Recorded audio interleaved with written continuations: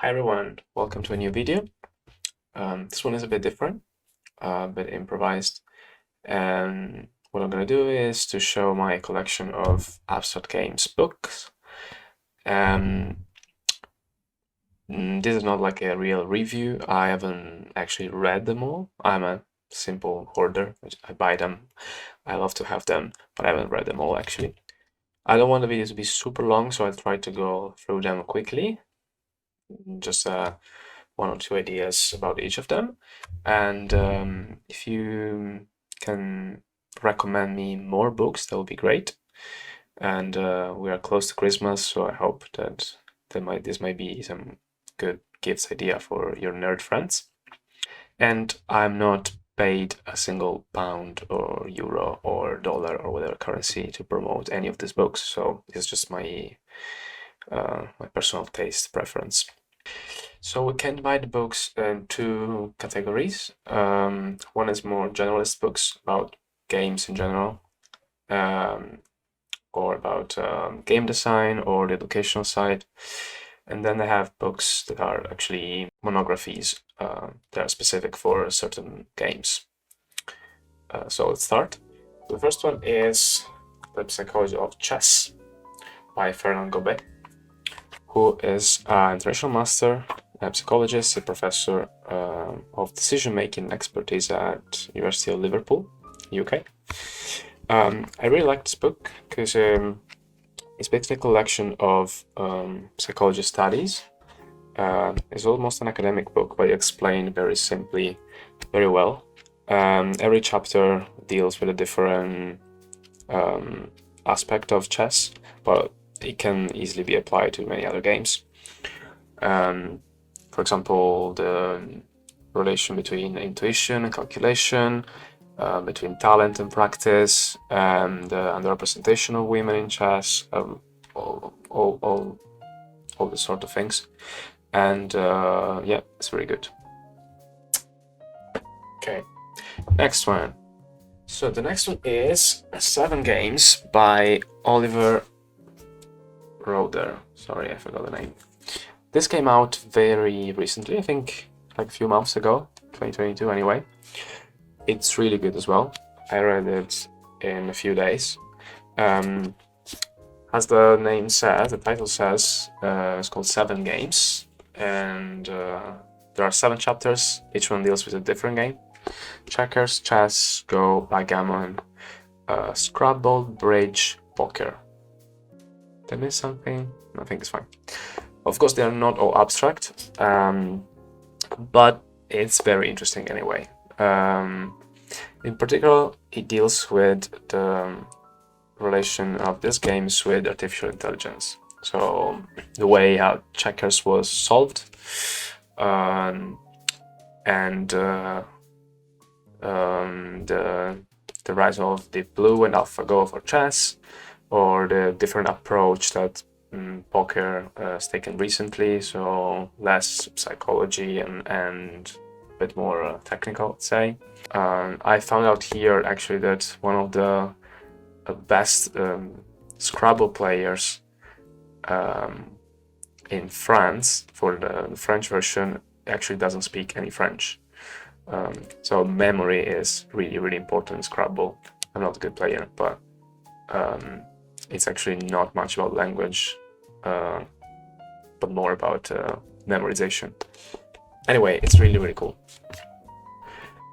Next one is Homo Ludens, A Study of the Play Element in Culture by John Zinga. I think this is one of those books that everyone should have. At least that's what I read around, and I haven't finished it. It's quite an old book. It's been published in 1944. It's probably the first book dealing with, well, maybe not first, but one of the first modern books analyzing the role of games in general of playing. Also from a linguistic point of view, in English, playing refers to instruments or to theater, many other things. But yeah, how games are sort of rituals, almost religious rituals, and the bit of the history and the philosophy of it. I haven't read it all, but it's pretty good. Next one is History of Board Games by Paulette. And so basically, as the title says, it goes through the history of board games from the very ancient ones, Go, Chaturanga, Tafel, etc., up to modern times. Well, I think the last edition was maybe 10 years ago, but still, to Risk, Monopoly, Scrabble, that kind of stuff. They are all categorized by genre, well, like let's say mechanics. So there are connection games, goal games, positional games, catching the king games, and they're all explained. The rules are explained for each of them, and a bit of history, how they were born, how they evolved over the years. I read all, it's really good. And you can really use it if you need some information about some specific games, even the most niche unknown ones. You can find some words in here. So good. The next one is Mathematical Games and Abstract Games by João Pedro Neto and Jorge Nuno Silva. I hope I pronounced well. Who are experts of games and application of games in education. It's basically a collection of rules of most of the abstract games known, especially those can be played with pencil and paper. Yeah, there's not much else, but you'll find out games you never heard before. It's quite well done. This is a page of, what is this one? UN, a game called UN, never heard before. Okay, now it goes this big boy. This is a Games and Puzzle Design compendium. So this is a collection of articles from the journal Games and Puzzle Design, who actually stopped to be published a few years ago. It's a shame. But I think a lot of issues from 2015 to 2017 are collected here, and it's really interesting. There's lots of stuff, and it's really interesting. So there's a lot about game design, educational games, not just rules, but it goes very deep, and the relation with artificial intelligence, with computers, how games can be solved.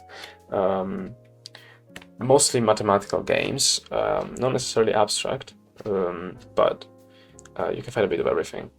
It's a collection of things, so you probably won't like everything, but I'm sure 100% that you will find something in here that you like. Can't remember the price, but I think it's worth it if you are an aficionado of abstract games. So another one is Deep Thinking by Garry Kasparov. Of course, I don't need to introduce who Garry Kasparov is. Probably, arguably the best chess player ever existed on the earth. And this book deals with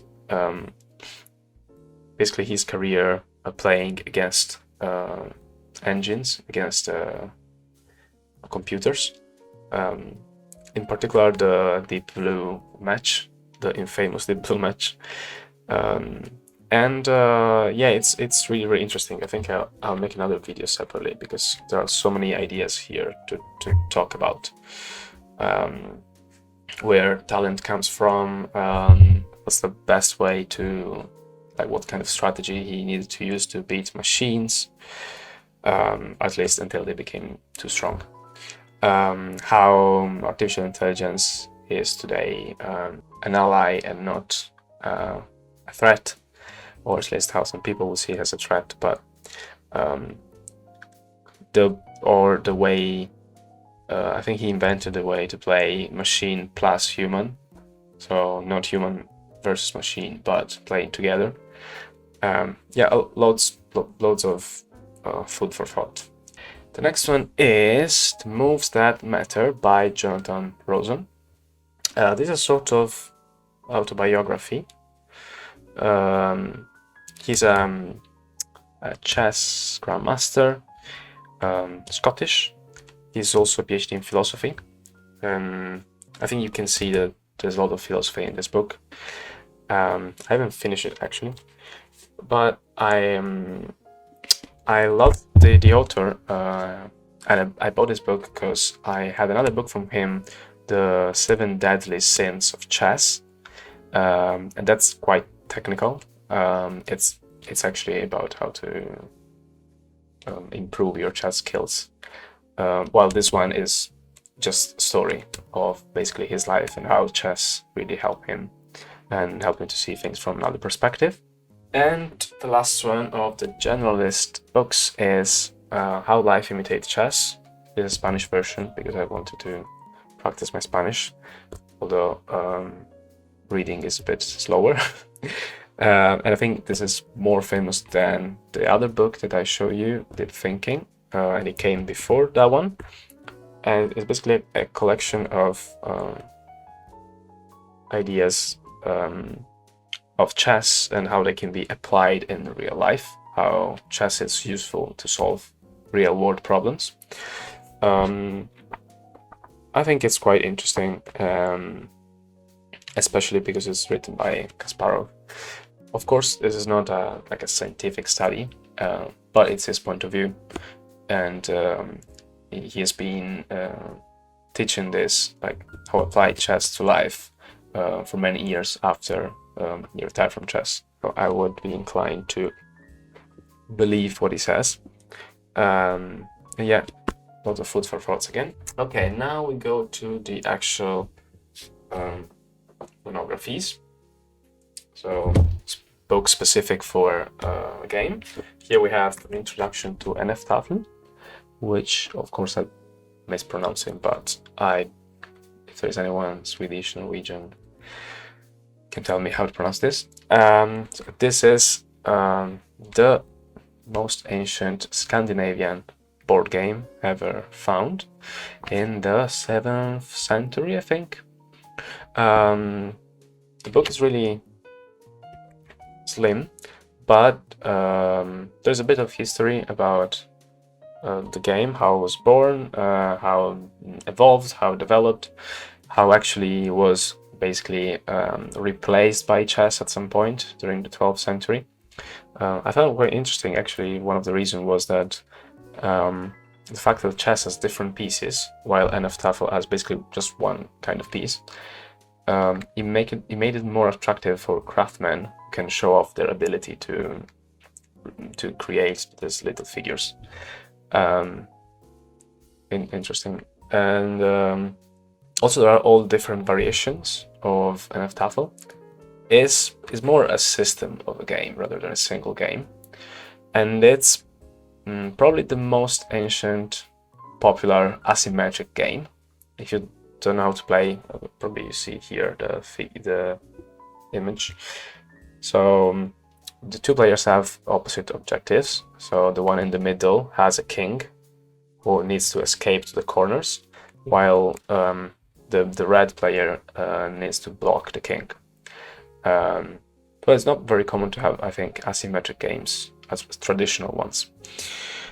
And it can be played on boards with different size. So I think NF-Tafel is played on 11 by 11, but it can be played on 7 by 7, 15 by 15, etc. All in all, quite interesting. So let's go to a very modern one, Tak. This is Mastering Tak. It's probably the only game about Tak. The only book about Tak that's been published so far, by Bill Layton. And if you like Tak, I think you will enjoy very much the book. The only problem is that the diagrams are black and white. Sometimes it's not very easy to see what's going on, but there are a lot of diagrams and it's explained quite well. If you don't know Tak, Tak Task is a modern connection game designed by James Ernest, and it was mentioned in the fantasy novel The Wise Man's Fears by Patrick Rothfuss, and it became very popular. And it's quite young, only a few years. So yeah, give it a go if you like the game. There's basic strategy, typical tactics, jargon. Yeah, I think that's the first step to improve. Okay, here we have Le Livre d'Abalon. If you know Abalon, it's been written by the designers of Abalon, Michel Allais and Laurent Lévy, with Pascal Ressé. Is a positional game where you have an hexagonal board, and you have these marbles that you need to push. You use to push the opponent marbles outside the board, and the first one who push outside 6 of the opponent marbles wins. I like very much this game, and here there is a bit of history and just a bit of strategy as well. It's written by the actual designers, so I think it's pretty cool. Only issue is that it's in French. I don't think it's been published in any other language, so yeah, my French is not great, but I can understand, I think, 90% of what's in here, and it's worth it. Otherwise, you have to take a French course first. Next one is Bao, the Ultimate Guide by Nino Sella. Bao is probably the most complex game in the family of Mancalas, the African games, where you have pits and seeds that you sow along the row, and is one of those games where you have multiple capture. So when you, after sowing, you can sow again under certain conditions, and the moves become very complicated because a single move can contain like multiple sows, yeah, and yeah, it's not very easy, I will say. I probably will start from Oware, which is the probably simplest Mancala game. So I have to say I haven't really read much of it, but one day I promise I'm gonna get on it. Then there's this 4 Great Games by Tony Hosking, and the concept is pretty simple. The rules of these 4 games are explained, which are chess, shanji, shogi, and go, and they are compared to each other. I think the idea is good, although Go is kind of a bit misplaced. It's hard to compare Go to the other chess games, but if you compare Western chess with shogi and shanji, I think it's cool to see the difference and the similarities. It helps if you play one of them but you want to learn the other ones. It's a good starting point. Okay, last but not least, if you know this channel, you probably know this book for sure. This is The Canon of Hive Groundwork by Joe Schultz, 3 times Hive World Champion, and it's an amazing book. And it's got everything you need to know about Hive, from the basics to an expert level. All the jargon that we use normally is here. It's really, really good. I cannot recommend it more. I think it's probably a bit expensive, but you can find a PDF version as well. Canon of Hive. And actually, I need to mention 2 more books that I don't have physically here. One is Play Hive Like a Champion by Randy Ingersoll, and there's the other great Hive book. I'll probably put a picture here. And there are a couple of books about tumbleweeds, a new territory game that you probably know as well. They are really good. You can find them for free on internet. There's one about openings and another one just in general about strategy. Very much recommended if you like the game. Okay, I hope you enjoyed it. Let me know what you think, and if you want to recommend me more books, just write in the comments. See you and have a Merry Christmas.